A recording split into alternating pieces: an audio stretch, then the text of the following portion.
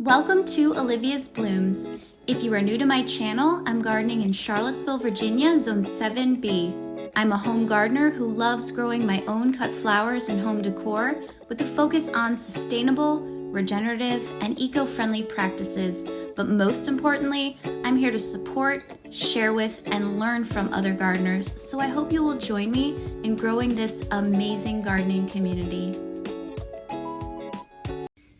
Hey guys, welcome back to Olivia's Blooms. Today I'm going to go through all of the warm season annuals that I'm going to be growing this year. I cannot believe it, but we're about a little less than 8 weeks from our average last frost date. So over the next couple 2 to 4 weeks, I'll be starting all of my warm season annuals. Actually, some of them I'll be starting well into the summer for some of my successions, like my sunflowers. But I wanted to show you what I'm planning on growing this year, because I get excited thinking through what bouquet recipes I might end up making. And so let's get started with the flowers that I plan on starting down in my basement and transplanting out. Sadly, as I noticed when I was going through my flowers to see what I was going to direct sow and what I'm going to transplant, my transplant pile is a lot bigger than my direct sow pile. So there's going to be a lot of work cut out for me. That seed starting room is going to be humming well into the summer, but if that's what it takes to have some gorgeous flowers, then I'm willing to put in the work. So I'm gonna start with my focal flowers, and I'm leaning heavily on zinnias this year because I had so much success with zinnias last year, and I have a previous video where I did a tour of all the zinnias I grew, and they had very long vase life for me. I know zinnias can be risky, so I'm gonna be doing tests to make sure that my zinnias aren't gonna be suffering from some of the issues that can come up with zinnias, such as zinnia meltdown, where they start drooping after a couple days.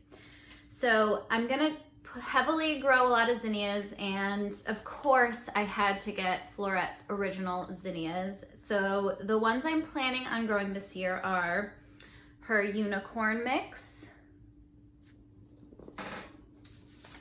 precious metals, of course, and I'm really interested in these because of the size. These are supposed to be really large heads, and I think that will make especially bouquets for my small business look really full and worth their value. And then I have been admiring this zinnia for so long, but Alpenglow, how beautiful is that? I have some other zinnias that I had bought before I knew for sure if I was going to be able to get my hands on the Floret originals. So I may or may not grow these depending on how much space I have. I'm definitely giving my prime space to the Floret zinnias, but I do have Cinderella Peach, which was really pretty, and I'll put pictures up of that from last year.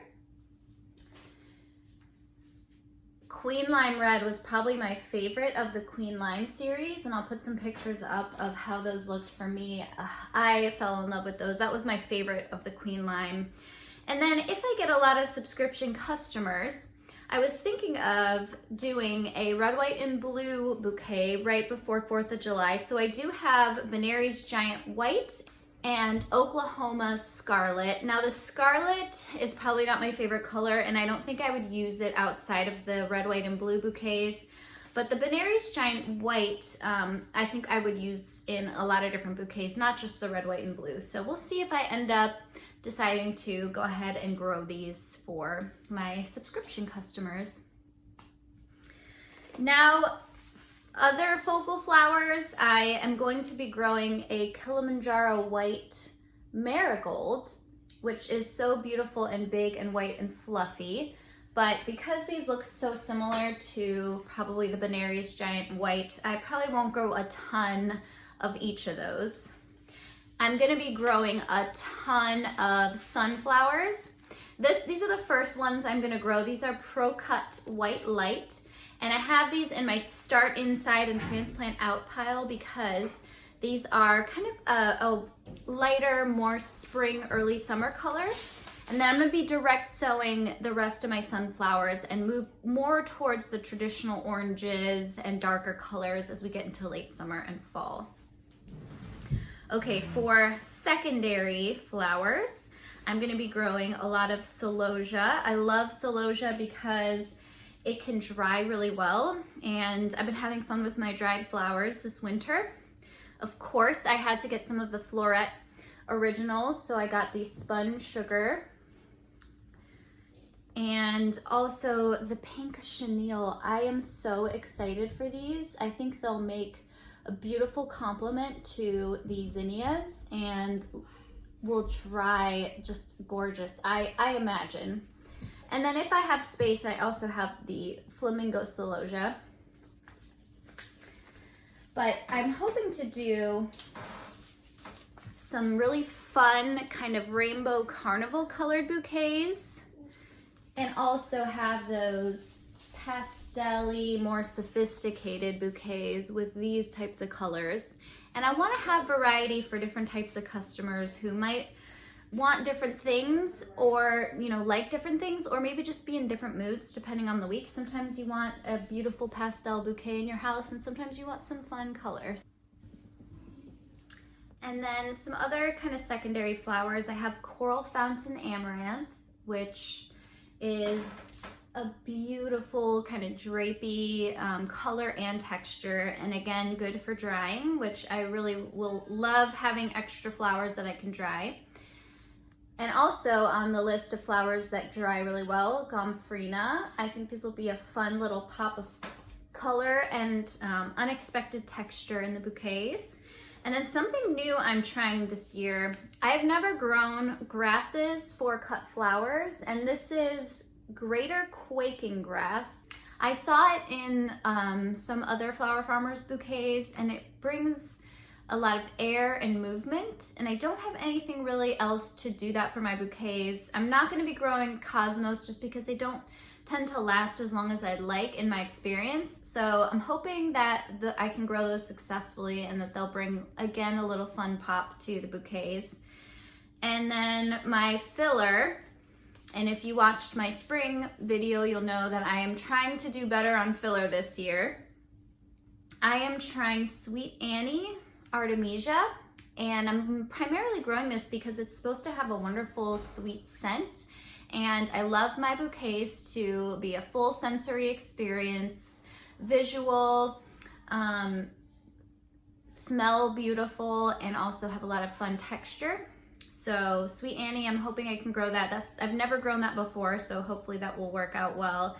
And then another very fragrant, delicious smelling filler is basil. I love growing basil. If you watched my videos from last summer, you'll know I used it a ton.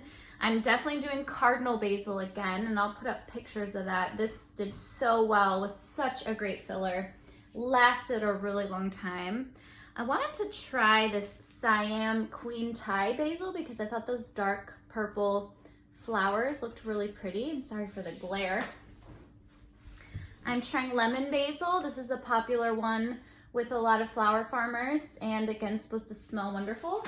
And then purple basil, because I have to have that purple filler again. Last year I did dark opal basil, and that worked really well. But I wanted to try the purple ball because the dark opal basil had a little bit of a green tint, and I wanted to find one that was just pure purple like this. So, and then finally, my last focal flower, and I don't have any to show you, but I can definitely put up some pictures. I am going to be growing a lot of dahlias. I'm going to try and shoot for about 20 dahlia plants. We'll see if I get that many from the amount that I divided last year. But I'm going to be regrowing some of the ones I grew last year. I had Wizard of Oz, which was a beautiful white and pink ball. And then Small World, which was the cutest little white ball flower. And definitely More Place, that one did really well for me, and a beautiful maroon color, which was perfect for fall. And probably Emery Paul, that one's just a showstopper. And then I ordered some new ones this year, so I'm gonna keep those a surprise, but we'll see how they do. I do lean heavily on the ball dahlias because they tend to last the longest in the vase. And because I'm trying to sell my flowers this year, I want to make sure all of them have as good a vase life as possible. So now the flowers I'm going to direct sow. And it's not that many. So once I start the Pro Cut white light inside, I'm gonna be doing the rest of my sunflowers in the ground. And I haven't ordered all of them yet, but I'm gonna try a bunch of the Pro Cut series. I wanna try the Horizon. I think those are the ones that have the head that tends to face up. I wanna do the Chocolat branching sunflower again because that was so pretty. It lasted a really long time, and branching is really nice because I can get 2 or 3 at a minimum cuts off of one plant, which is not typical for sunflowers. I'm gonna try the Sunfill Purple again. I didn't have great luck with it last year, but I think it was the location I grew it in. So I'm gonna see if I grow, because I'm gonna be growing my sunflowers in one of my raised beds where my stock are right now. I'm gonna see if they do better in the raised bed, because the Chocolat I grew in my raised bed last year and they did fantastic. Snow on the Mountain Euphorbia. I'm going to direct sow this. I tried this inside last year, had terrible germination. I don't think I got any to transplant, but then I had some that were in soil that ended up outside, and those grew really well. And I should have read the packet because it says direct sow these outdoors. Now, I might not sell these because they do, they're a euphorbia, and so they can have a milky sap that can irritate some people. And I think once I maybe have a relationship with my CSA customers and I get to know them well, I can gauge whether or not they'd be okay if they have to take some extra care with their bouquets. So I might just grow this for me this year. But the few I got last year, they're just stunning. I loved them. They didn't bother me. I'm gonna try these again, just direct sown. And then last is Lacy Pink Didiscus. So I really liked the shape of the Queen Anne's lace and the Dara I grew last year, but those sort of petered out towards the end of the summer. And I missed having that nice disc flower to help fill out a bouquet. And so I'm gonna try Didiscus. It has that same airy shape, but it prefers the warmer weather, and I think it's gonna bloom once all of my Whitefinch Orlea and my Queen Anne's lace have petered out. So those are my warm season flowers I'll be growing this year. I'll probably end up throwing in a few extra here and there as I come across seeds that I find are interesting, or seeds from my pile that I decided not to grow this year if I change my mind on them. But I think this is gonna make for some beautiful bouquets for myself and my customers. And I'm so excited. I have tried and trues that I've had success, and I'm pretty confident I can grow again, like the basils and the zinnias. And then I've got some new things to try. So fingers crossed everything goes well, and I can't wait to see what you guys are planning on growing this year. And I can't wait to show you the actual flowers themselves once the season really gets going. So thanks for going through my seeds with me today, guys. I hope you had as much fun as I did.